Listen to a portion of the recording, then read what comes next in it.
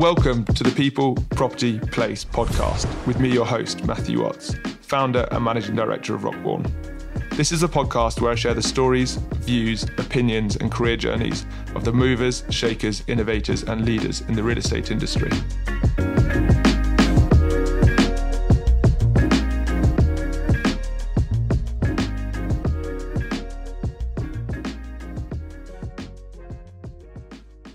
Welcome to the People, Property, Place podcast. Today, we're joined by Johan Eriksson, co-founder of Oryx Real Estate Partners. Johan set the business up with partner Fawaz AlRajhi in 2019 to provide international investors, typically from the GCC region, direct access to UK and European real estate investment opportunities, asset management and advisory services. Prior to setting the business up, Johan was head of international real estate at AlRajhi United, managing a multi-sector real estate portfolio across the US, UK, continental Europe and the UAE. Johan has held senior positions with several real estate private equity fund managers such as Benson, Elliot and Queensgate Investments, having started his career in the real estate investment banking team at Merrill Lynch in London. Johan, welcome to the podcast. Thank you very much. Not at all. Well, look, we'll come on to Oryx and setting that business up and your plan and vision for that. But a place I always like to start these podcasts is, how did you get into real estate? Sure. Thanks for having me. I got into real estate really because of the people I worked with at Merrill Lynch, really. It was more a matter of choosing a team I liked and people I liked to work with than actually the called bricks and mortar argument that I'm sure you've heard a lot. So I did my internship in 2004 and I liked the team, liked where they were going, and accepted the offer to join full time. So that's really how I got into it. So there's no family or prior kind of understanding of real estate as a... No, I can't say there is. It was a matter of finding people that I backed and that I could learn from, that I enjoyed working with.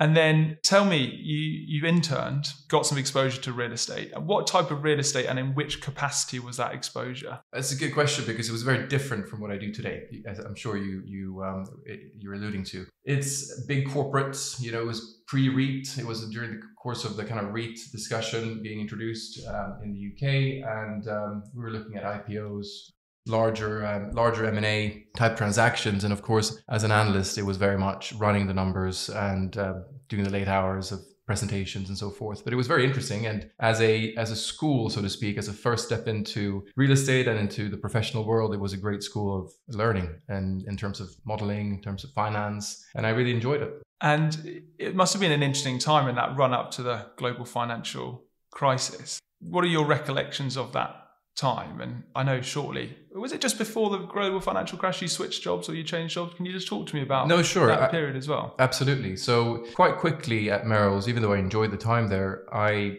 realized that I wanted more access, more kind of close access to the real estate itself, because by nature of what we did, it was quite high level in terms of very large portfolios, very large quantums, but you didn't really get into the leasing, the actual bricks and mortars of what we do. So I was already planning to make a move into the investment side of things, into the real estate private equity side of things. And so it was driven more by career aspirations than seeing some kind of dark clouds in the sky around the banking world. So by the end of 2007, I think I had secured an offer with Benson Elliot and joined Q1 08. So it was pre all the big failures of banks and so forth. And I spent that time observing what was going on in the market at Benson Elliot. Interesting. Were they a client of yours, or just someone that you admired, or? Yeah, no, more the latter.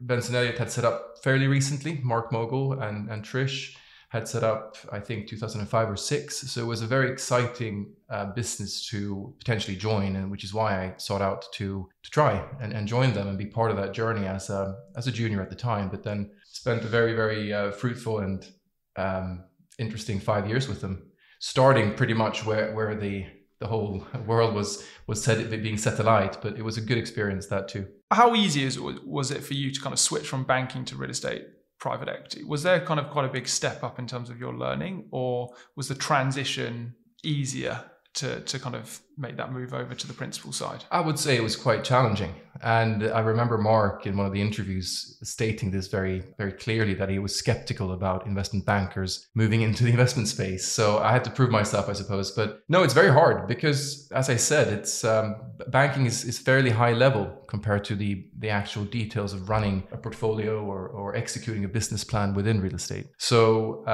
the first couple of years, I'd say, were intense in terms of getting to know how that works, identifying a specific property, a specific portfolio, what's good, what's bad, what are the risks. But it was good. It was exactly what I wanted and what I was looking for. And then throw the market kind of turmoil into the mix as well. Probably a brilliant time to learn how to be a value investor and maybe how to manage risk as well. Definitely. And Benson Elliot at the time was very entrepreneurial, and we looked at all kinds of interesting deals. We also looked at debt, I remember, at the time, which we touched on earlier. And no, it was great, and great team. So I learned a lot there. What was the driver, because you were with the business just shy of 5 years, what was the driver for kind of maybe changing roles and progressing to a different business?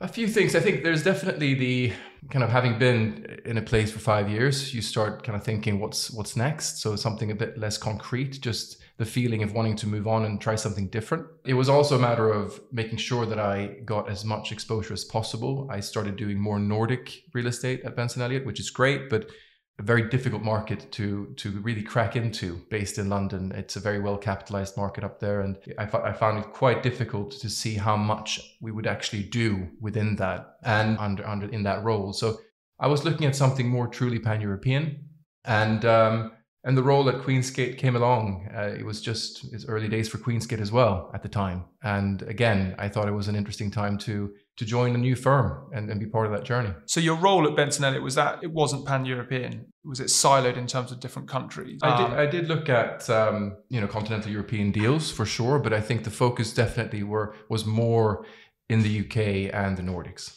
Got it. And obviously you speak Swedish, right? So it's the obvious kind of geography for you to go and tap into and leverage your linguistic ability. Yeah, you'd think so. But as much as I would think to say that Swedish is a big asset when it comes to Sweden, it's, people speak English quite well up there. So I'm not sure how much of a real benefit it is. But no, that definitely is a natural fit. And so you joined Queensgate and you said you had a bit of a broader, more pan-European remit. Can you just expand on maybe what your role and responsibilities and the types of deals you were looking at that time? Sure. So Queensgate excited me because of how incredibly opportunistic and entrepreneurial they were or are. And we looked at pan-European deals, but had a focus primarily in London and the UK still. But it was a very open mandate, the first fund, and very opportunistic also when it comes to the risk profile. So we looked at hotel developments. We looked at buying large portfolios of operational assets as well, which I know that Jason and the team have continued doing as well in terms of Generator and so forth. The deal we did before I left was Executive Offices Group, which is now Argyle, I believe. So operational real estate, different types of situations, distress situations. It was a very interesting and entrepreneurial mandate. For someone who doesn't know what operational real estate is, can you just explain that concept? And why is it different to maybe just straight real estate transactions? Well, in my world, I think straight real estate, starting from that end, is basically where you look at the exposure you have to your tenants and occupiers are through leases that are fairly long in duration. So you don't get direct access to their underlying business. If it's a car manufacturer, that's not something that you necessarily worry about more than just knowing that the balance sheet and the credit worthiness of that tenant is strong. On the operational side, hotels, hostels, serviced offices, of course, you have an actual operational angle where you're effectively running a business more than you're running a property. So I think that's the key difference. And I suppose there's a perception of higher risk in the sense that you don't have that secure tenancy over a period of time as you do in the kind of traditional real estate world. And you're trying to balance the occupier, the opco with the kind of the propco, and you're trying to make returns on both sides. Correct, exactly. And so it takes a certain level of sophistication or an ability or understanding for an investor to get that right? I wouldn't go as far as saying more sophistication. I suppose it's about adding to the property side of the business with an operational angle. And it was very popular actually back at the time at Merrill Lynch. OpCo, PropCo was a big deal. You'd split out the business at the time. To some degree still, a lot of businesses obviously were all encompassing. They were doing their own main business, whether it's selling something or generating a service, but owning the real estate as well. So when that split out, the whole OpCo, PropCo thing became quite interesting because you could lever more on the PropCo side, for instance, so you can scale more on the OpCo side, and you have different exit routes for both. So it's just adding, I suppose, a layer of complexity, I'd say. And another string to your bow as well? Personally, I would say so, yeah. I think I learned a great deal, both, well, in all three roles we've covered really on the real estate side, but also on the financial OpCo side as well. So can you talk to me about some of the deals that you did at Queensgate, and just maybe give me a bit of a flavour of some of the things that you did do? Sure, I can elaborate on the EOG deal. We acquired EOG, Executive Officers Group, from, I believe, Morgan Stanley, one of the funds that they managed, and had a very ambitious plan to grow that estate. It was a combined estate with both leasehold and freehold assets, and included in the business, as we talked about. And it was really about making sure that the business was run as efficient as possible, and that we set it up for scale by adding more properties to the estate, either by leasehold or by freehold. And I left before we exited, before Queensgate exited the deal, but I understand it was a very successful journey. And it was those kind of deals that we were looking to do really more of. And they're kind of typical 3-5 year PE correct holds. Yeah, it was very much a private equity mentality. Yeah.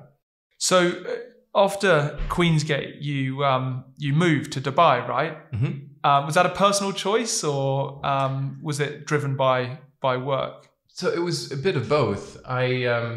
We had I've been in discussions earlier with the firm I ended up going to about a role which was, again, sensing a theme, I suppose, but again, very entrepreneurial. It was a large firm that did private equity in the kind of traditional sense of buying companies and building companies, but in emerging markets. And they were looking to create a real estate arm or build on the little real estate they had done before. So I was in discussions with them, but felt at the time the first discussion was a bit premature. I wanted to have more exposure in the UK and Europe. But again, got approached a few years down the line, earlier than maybe I had thought when it comes to my tenure at Queensgate. But it was a very exciting offer, and in terms of what they were looking to achieve, and decided time for an adventure. Took my wife and my young son at the time, who was a few months old, and moved to Dubai.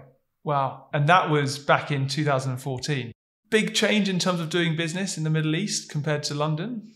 Yeah, so I didn't do much business in the Middle East.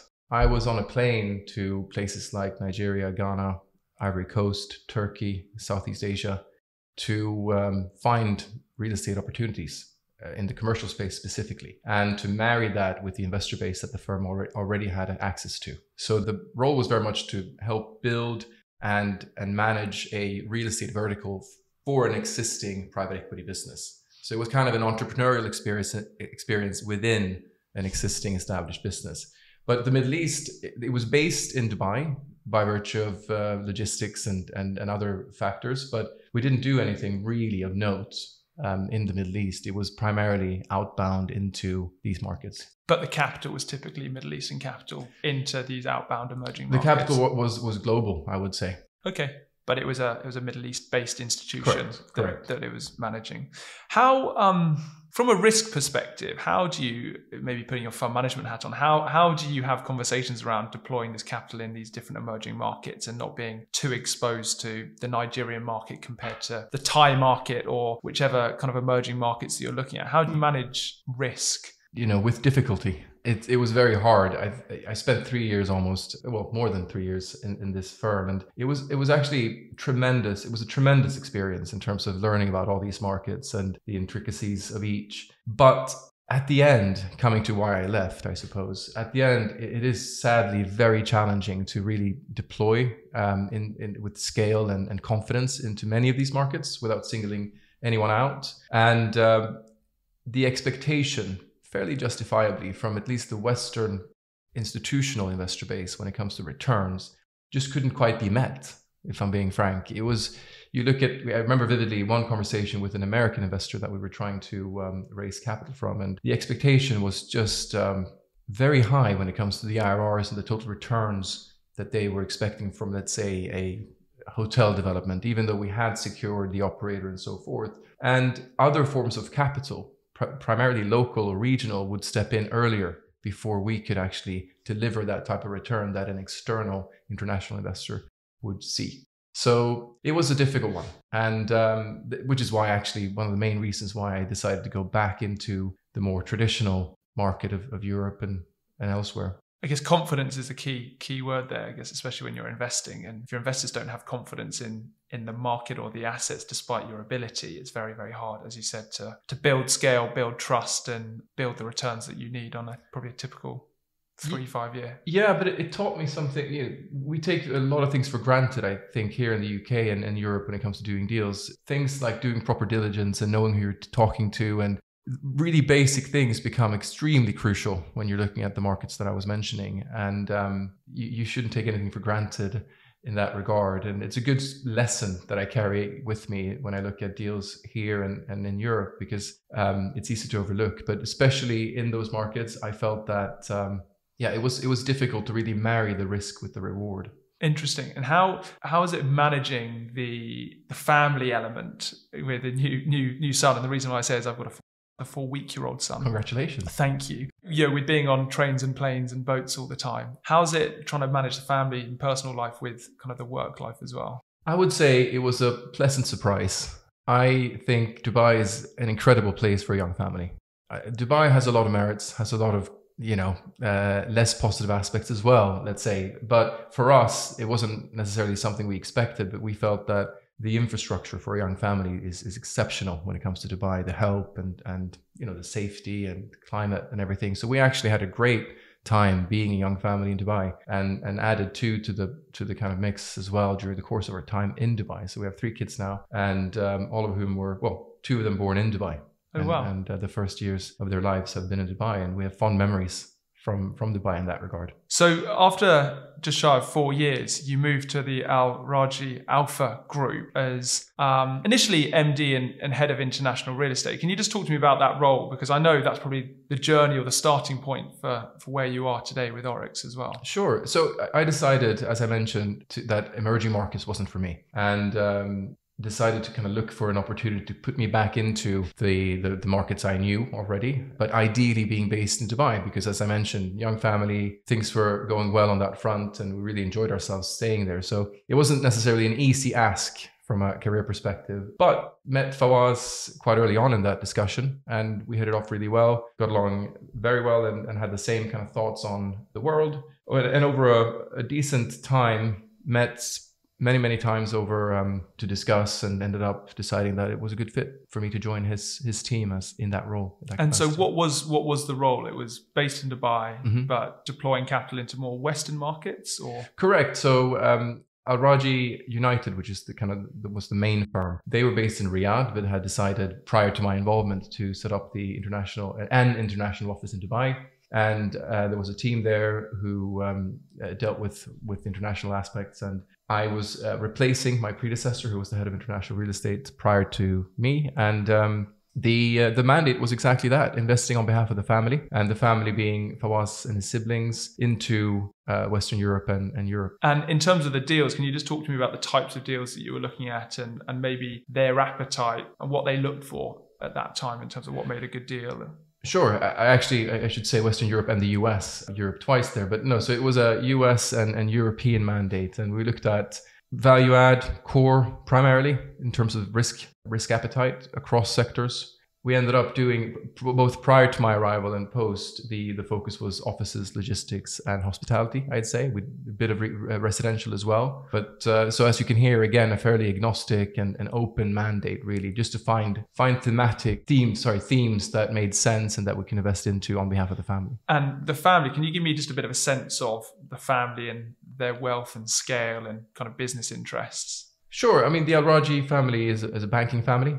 So Sulaiman AlRajhi and his siblings, which is Fawaz father and uncles, set up the bank, AlRajhi Bank, about, I should know this, but about 60 years ago or so. And it's really the course of that, the growth of that business into one, if not the biggest Islamic bank in the world, one of the biggest, where obviously there was wealth created and family offices were set up as generations evolved. So that's really the background of the family. It's a very large family, so there's not just one arm that invests in real estate, but obviously the one I'm affiliated with and work with, and my business partner being Fawaz AlRajhi, it's his immediate kind of sphere. So it's a mix between kind of core and then value add. Core just being just the stable, regular income, stability to give the family the returns or the income or whatever it is that they want, and then the value add aspect is to try and kicker the capital and take advantage on maybe slightly more risky plays, but to get more income into the family. Yeah, it's providing diversification to the existing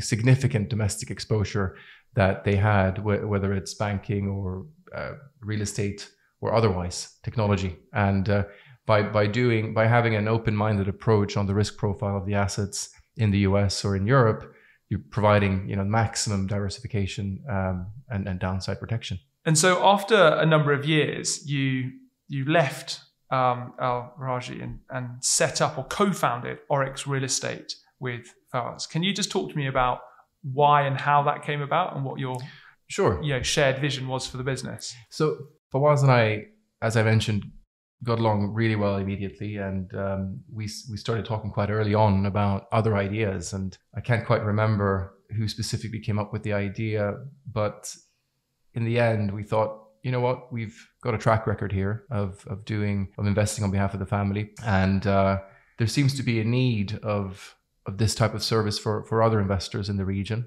A service which is truly aligned in the sense that equity from the core family or the manager is always part of the deal. Yeah. So true alignment and transparency. And again, cutting a long story short, because this was a period, this wasn't our day job, so to speak. We were kind of doing I was doing what I was meant to be doing, which was to invest and manage the real estate that was there on behalf of them. But during the course of a significant period of time, the idea evolved about setting something up external, truly different, with myself as a partner alongside Fawaz, and to set ourselves up in a way that enabled anybody, whether it's a Saudi family or financial institution or anybody really, to actually be our client. So regulated accordingly and properly set up with all that it comes with. And did so towards the middle of 2019, moved back, so resigned, moved back to the UK, and started implementing, which by then, we had a business plan in mind, and started implementing that in earnest towards the tail end of 2019. And that's how it started, really. So it must be some partner to set up a business with, someone who's got some very deep pockets, very well thought of in terms of the region, but also with your expertise over here in the UK, Europe, and the US, a formidable partnership to set the business up. Can you talk to me a little bit about, I guess you've got three different buckets, don't you, in terms of the business? You've got investment, the asset management part, and then the third party advisory piece as well. Can you just dive into and tell me a little bit more about those? Sure. We are primarily an asset management firm. So we raise and deploy capital on behalf of investors. That's our main business. And however, we have, frankly, initially, especially, we had some mandates where we were advising primarily and looking at investors from the region who wanted, in this instance, the first deal we did, to dispose of a specific asset. So we helped out with the network we had to find the optimum buyer and the best price for that. So that was definitely something we did. But I would say, looking ahead and since, the primary driver and our focus is really the asset management side of the business, the investment and asset management side. So you'll find a deal, you'll co-invest, or you put it to an investor, raise the capital, put some equity in as well, set the business plan, and then go and deliver on that with an exit 3, 5, 8 years, depending on the timing in the market as well. Correct. I guess more or less correct. I think what sets us apart is that co-investment bit, which is significant. So as a co-owner of the business, for us, family office is always going to be part of a deal materially.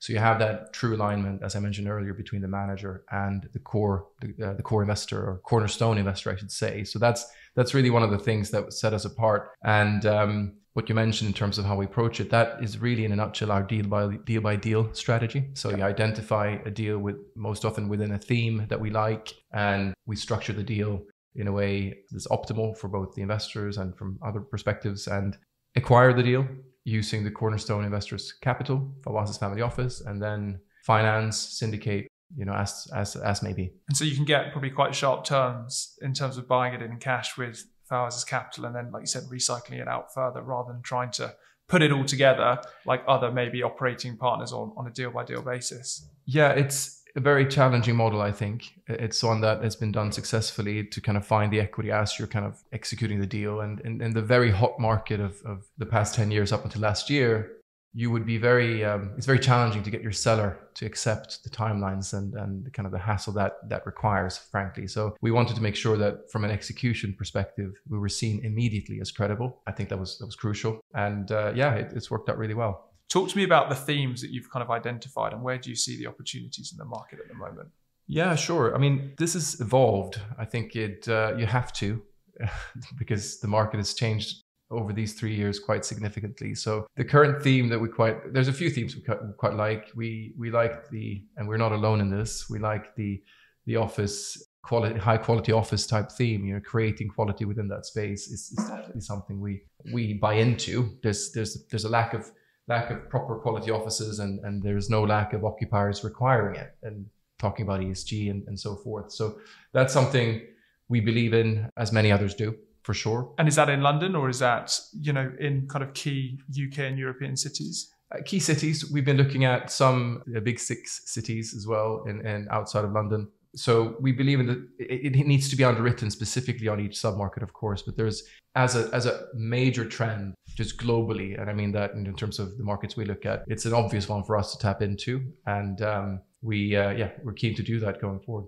So offices is a kind of a main theme. What are the other kind of areas that you see or you like? So we've been looking at logistics, given our track record as individuals, myself and Fawaz, and the fact that it's a story that I buy into. I mean, I think most of us buy into the story of logistics in the long run, and we've seen that play out, of course. What's been challenging there is clearly the pricing and getting in at sensible levels. So we are increasingly interested in and we're ramping up in that specific sector, given what's happened in the field last year. But it's still a challenging one to really get into and create the returns that we think is what we want to see, really. We spoke, I guess, off mic just earlier about the current market and the cycle. Are you able to kind of maybe expand on how you see the market, and also, when to go, in the sense of like when to invest, and how important that is to get right? No, sure. I think, as I mentioned off mic, I'm very excited about where we're at the moment. More so, I think, from a market perspective than I've been since we set up the business, frankly. I think what's happened over the past 12 months in terms of correction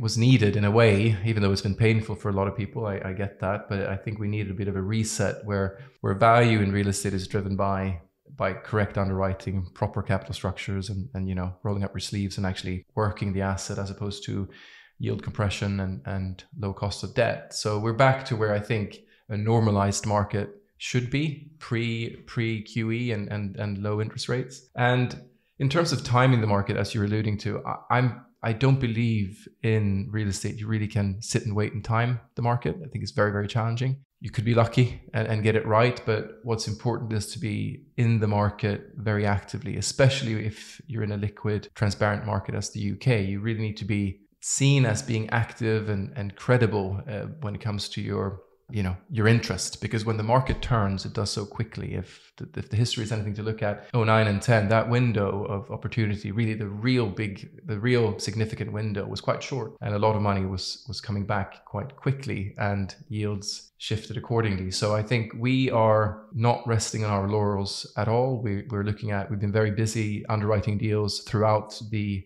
correction, and which is, hopefully, I'd like to think that's enabled our counterparties, whether it be other managers, banks, brokers, to see as a credible exit option eventually when we do marry our expectations on price with theirs. Because it's still a bit of a gulf, right, between expectations at the moment. I would say you see so. That's coming a little bit closer. I would say so. I'm seeing encouraging signs that expectations are at least, the gap is being bridged somewhat, but it's not there quite yet. Some deals are being done, and I expect more to happen in this year, towards the tail end of the year, if I had to guess. But we're not in the industry we're not like a real estate ETF, right, where we kind of go along the market. Yeah. We're still operating on fairly granular levels. And I already see attractive opportunities in a variety of fields that are situation specific, whether it's refinancing pressures for a specific owner that then enables a price that otherwise might not have been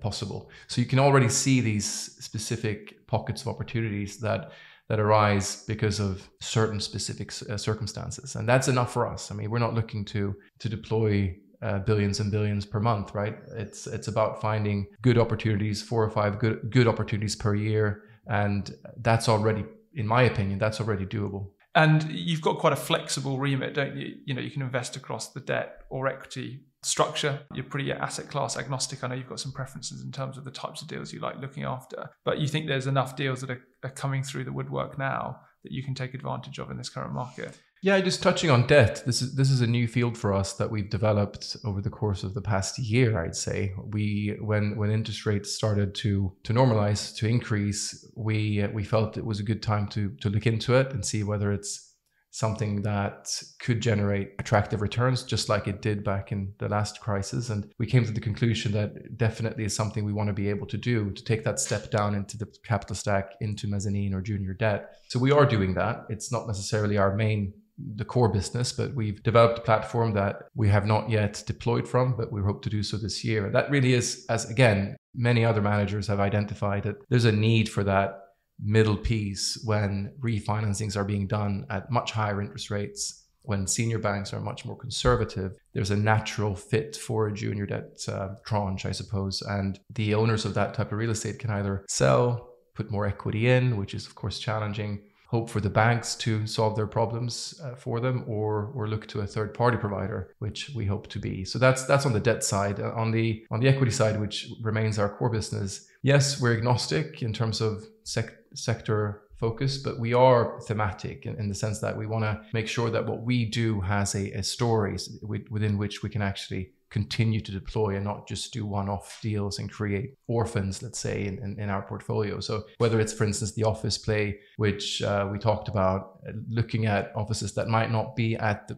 top level in terms of quality, but that there's a credible and economical path to actually achieve good quality real estate. And because demand is there, we can see the occupiers need this, and looking at the governmental or the regulations that are coming in, it's obviously a field where I think a lot of managers can play, and still it's doubtful whether there's going to be enough being converted to meet the demand. Interesting. From Fawaz's perspective, clearly he's got a long track record, or his family's got a long track record.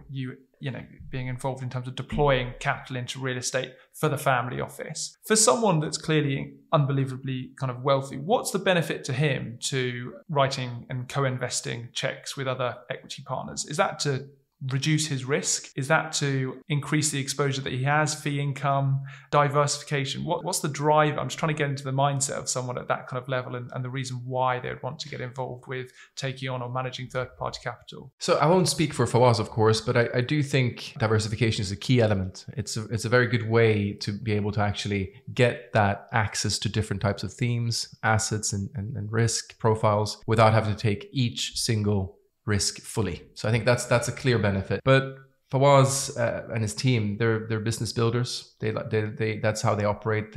We are one of a few of these types of businesses that they like building. So it's about that entrepreneurial aspect as well. Interesting. So as we sit here today, towards the end of April, can you just tell me a little bit about your existing portfolio and just give me an overview of the different assets there? Sure. So we've got 6 assets or so, 175 odd million pounds of value. We have an office strategy that we launched about just when we launched as a firm, which was focusing on multi-let Southeast or Greater London, really, office assets that we felt we could add value to. So we have 4 assets in that strategy, and that's proven quite resilient. Actually, we've seen a lot of rental growth, and it's doing quite well as a portfolio. I think looking at what's happening in the market, especially that market, there could be some interesting opportunities to add to that. So we've been observing that closely. We've also had, as I mentioned, a deal by deal strategy within which we have 2 assets. One is the Peugeot headquarters up in Coventry, and the other one is a office property in Bunhill Row that we acquired. And those are done on a deal by deal basis. In other words, we've sourced the opportunity and put together a consortium of investors and closed the deal on that basis. So we have a small but very healthy portfolio that we're very happy with. Having taken the decision to be less active on the investment side is proving quite useful. I think now sitting here after having done very little over the past year or so, I think now I'm quite excited looking ahead that we have a well-capitalized, well-financed and well-performing portfolio that we can focus on actually adding, focus on acquisitions as opposed to asset management so much. Talk to me about building and curating a team and the qualities you look for in high-performing individuals when you bring them to the business. Sure, I think that's also something that's evolved for me personally in this new role of as a co-founder and building a business. What I look for really is individuals who are conscientious, who really want to work, not only that they're able to work, because I think being able to work in a market like London, being clever and intelligent, I think that's maybe oddly enough, not the hardest thing to find. It's about that willingness and the passion around working in a new business. That's been key, and I've learned that in this new role. And it's a cultural fit as well. We're a small team. We're 8 people, and the softer side of hiring becomes very important when you're building a team. I've realized, you need to. We're there every day as a team. Yes, we work hard and we create results, but we need to enjoy our time there. So I think those 2 are the most pressing and obvious one: a good fit and the willingness to work hard and to be part of a journey. There's been, a lot of talk about new sectors, whether that's data centers, life sciences, build to rent. Maybe not new sectors, but like wider themes as well. Are they themes that you'd want to kind of capture or take advantage of, or are they asset classes that you'd pivot to go and look at? Yeah. The short answer is yes, but the flip side of the coin of being agnostic and agile is, of course, to spread yourself too thinly. And so we are quite careful when we look at these new types of sectors, and we have enough to do, so to speak, in offices, logistics, and so forth. However, having said that, as the business grows, we are looking at ways of entering into these other markets as well. We've looked at, for instance, becoming more like a capital partner or a fund manager versus a DM type of role, where we provide capital to somebody with experience and a pipeline within a certain field, whether it's, specifically, we've looked at BTR and logistics to become kind of a development partner, if you will. So we are looking at all those, but we're also quite realistic and humble about the very specific mindset and skill set that is required to really successfully get into these other sectors, whether it's data centers or care homes or whatever it might be. I think we're cautious because what we want to do, as I touched on earlier, we really want to, anything we do, we want it to be thematic, and we can build a strategy for the long term, as opposed to ending up with kind of an orphan portfolio. So yes is the short answer, but with caution. What, for someone who maybe hasn't worked with Middle Eastern investors before, what are the cultural differences or things you've got to be aware of in terms of dealing with investors from the Middle East? It's a good question. I think the difference between, let's say, European investors, American investors versus Middle Eastern is reducing. That's my first observation in terms of reply to the question. It's very different to my understanding, having been involved only for 3-4 years in that investor base. It's very different today than it was 10, 20 years ago. New generations and the way of doing business is, in my opinion, very similar to what we do. So I don't think there's any significant differences per se, but I do think it's even more relationship driven, trust driven as well. And that would be the main differentiator, that it's less transactional and more relationship driven, really. Interesting. What advice would you give to someone who wants to get into the real estate investment management or private equity space? Another good question. I think it's my view is that you should try to learn as much as possible within this field of real estate, which is so broad, whether it's capital stack wise, sectoral, risk as well, and try to have your first experience as broad as possible and really learn about the industry and learn about yourself as well. What are you good at? What are you actually interested in? As opposed to trying to maybe find your niche too soon. I quite enjoy the fact that I've had a generalist career within real estate, both when it comes to, again, the type of capital that I've been involved with, but also the type of deals and sectors as well. And finally, the risk profiles.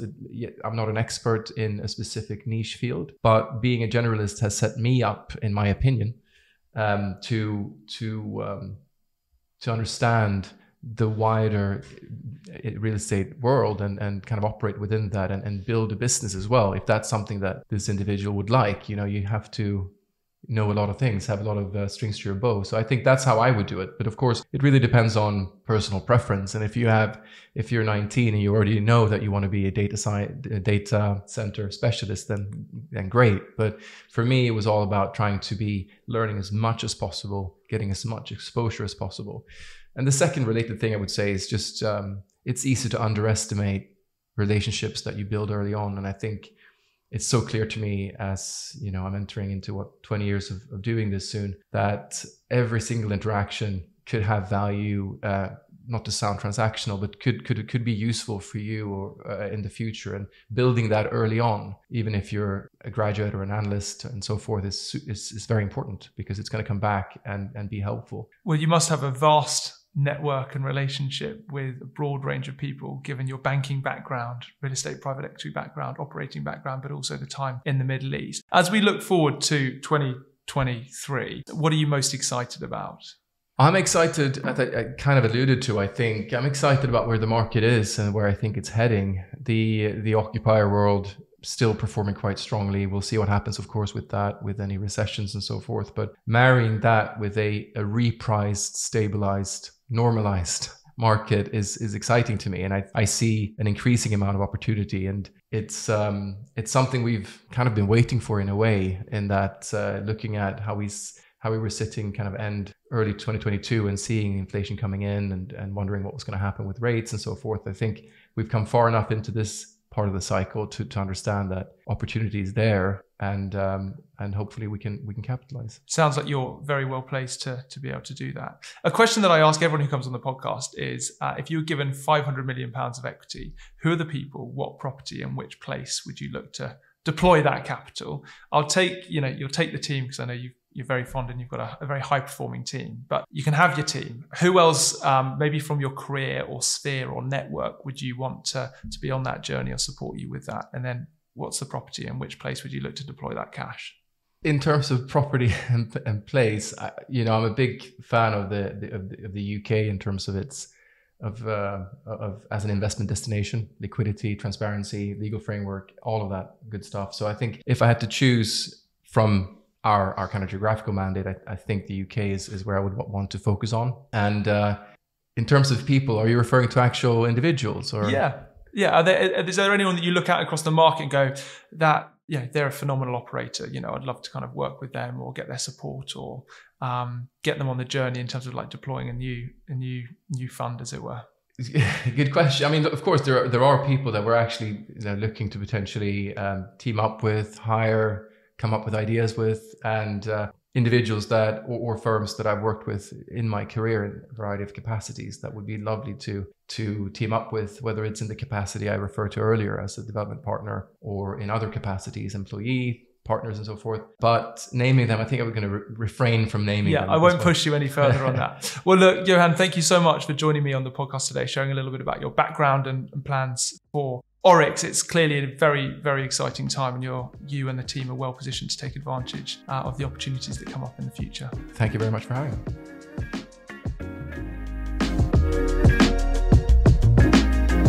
Thanks for listening to this episode of the People, Property, Place podcast. If you found it insightful, feel free to share it with a friend or colleague, subscribe, give us a rating, like or comment. It helps tremendously. It'd be great to hear from you on LinkedIn. I'm super open-minded to recommendations of which guests you think we should get on the podcast or areas of the market that we should explore further. So do drop me a message.